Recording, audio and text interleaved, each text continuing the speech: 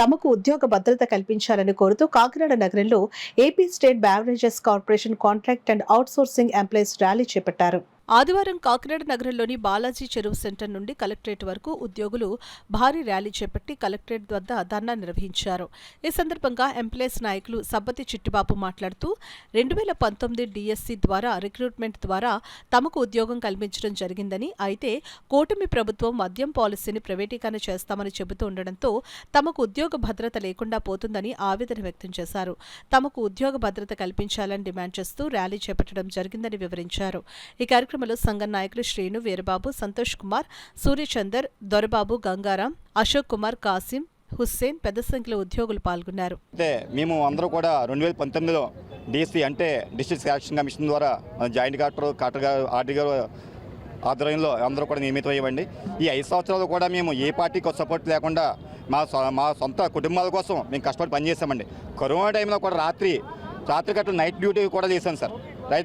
అదేవిధంగా పండగ టైంలో కానీ 31st నైట్లకు కానీ 11-12 గంటల వరకు కూడా చేయమని కూడా మేము చేశాను సార్. ఇప్పుడు కూడా ఒక పైసా ఆశించకుండా ఏ టైం కడితే ఆ టైంకి చేసి రావడం, అదేవిధంగా ఇప్పుడు పిలిస్తే అప్పుడు రావడం మేము చేశాను సార్. ఈ 5 సంవత్సరాలు అయిపోయిన తర్వాత ఇప్పుడు కూటమి ప్రభుత్వం వచ్చిన తర్వాత మాకు ప్రైవేట్గానే చేస్తూ ఉంటున్నారు గవర్నమెంట్ షాపులు. ఈ గవర్నమెంట్ షాపులు చేస్తే మా 15,000 కుటుంబాలు మేము రోడ్డున పడతాయి సార్. ఈ టైంలో మాకు 35 సంవత్సరాలు దాటిపోయాయి సార్. మాకు ఈ 5 సంవత్సరాలు చేసిన అర్హత కూడా మాకు ఏమీ లేదు సార్. ఇందులో ఈ సర్వీస్లో కూడా మాకు దేనికి పని చేయదండి. ఇందులో లెక్క షాప్లో మీ క్వార్టర్లో ఫుల్ ఆఫ్లో అమ్ముకోవడం తప్పించి మేమేం లేదు, ఇక చేసుకోవడం తప్పించి. ఈ బయటికి వెళ్తా కూడా మా బ్రతుకులు ఏమైపోతాయి ఏంటి కూడా ఆలోచించండి సార్. మీరు ఉద్యోగ పాలసీ ఏం పెట్టినా సరే మాకు సమ్మతమే అండి. కాకపోతే మాకు ఉద్యోగ భద్రత దయచేసి కల్పించండి. మా అందరినీ కూడా రోడ్డు పడేయకుండా మా జీవితాన్ని కాపాడండి మమ్మల్ని. అది మిమ్మల్ని వేడుకుంటున్నాను సార్. మాకు అపాయింట్మెంట్ ఆర్డర్ కూడా మాకు ఏపీఎస్బీసీఎల్ ద్వారా అపాయింట్మెంట్ ఆర్డర్ ఇచ్చారు. అయితే ఇప్పుడున్న గవర్నమెంట్ అయితే మాత్రం అపాయింట్మెంట్ ఇలాగ ఏమీ లేదు, ప్రైవేటీకరణ జరుగుతుందని ఒక వినికిడి పత్రికల ద్వారా జరుగుతుంది. కానీ పత్రికలు అన్ని విధాలుగా మాకు తెలుసుంటాయి కాబట్టి, అలాగే మాగోడు కూడా పత్రికల ద్వారా మాకు ప్రభుత్వానికి వినిపిస్తారని పత్రికల ద్వారా మీకు విన్నవించుకున్నామండి. అయితే విషయం ఏంటంటే ఈరోజు ఆంధ్రప్రదేశ్ మొత్తం 15,000 మంది వైన్ షాప్ సిబ్బంది ఈరోజు ప్రైవేటీకరణ చేరితే మొత్తం రోడ్డును పడే అవకాశాలు ఉన్నాయండి కుటుంబ సభ్యులు.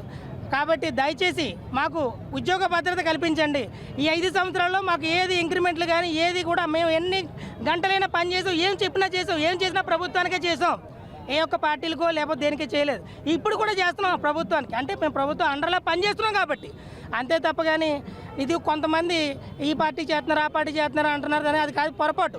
మేము ఒక ఎంప్లాయీస్, ఒక హౌస్ ఎంప్లాయీస్గానే గుర్తించండి. కాబట్టి దయచేసి మాకు ముఖ్యమంత్రి గారు మాకు ఉద్యోగ భద్రత కల్పించండి. ఈ సెక్టర్లో కాకుండా వేరే సెక్టర్లో అయినా మాకు ఉద్యోగం కల్పించండి. మేము డిగ్రీ అర్హత పొంది ఉన్నాం, ఇంటర్ అర్హత పొంది ఉన్నారు. కాబట్టి వీళ్ళందరికీ దాని తగ్గ నియమాల్లో ఉద్యోగాలు ఇప్పిస్తారని ముఖ్యమంత్రి గారిని వేడుకుంటూ